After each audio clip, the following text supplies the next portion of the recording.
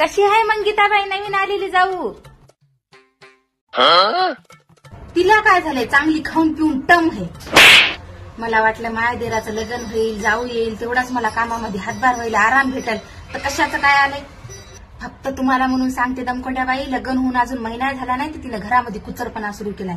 माझ्या नवऱ्याच्या ताटात म्हणले की रोजही शिळी चपाती वाढायली, आपल्या नवऱ्याच्या अशी तव्यावरची काढली की अशी तोंडामध्ये. एखाद्या दिवशी चांगला चरपाटा बसला मग कळत जरा. काय नाही, सकाळी उठती 4 चपात्या टाकती आणि तेच तिला वाटते कायच काम केले की, आणि मग जेवण करायचं आणि पंख्याखाली जाऊन असं घारघूर झोपी जायचं. तुमची सासू काय म्हणत नाही का तिला? सासू तर शब्दानं दुखीत नाही. माझ्यापेक्षा 2 तांबे आणि 4 वाट्या जास्त आणल्या तर माझी सासू तर फॅनच झाली तिची. आणि ते बोलणं तर कोणत्याच नखऱ्याचं आहे की माय, मला तिचं नाव येत नाही. जरासं अवघड आहे. ऐश्वर्या. हा, परवाच्या दिवशी मी तिला म्हणलं, ऐश्वर्या मी शेताला चले, तू काय कर, व्यवस्थित कुकर लावून ठेव.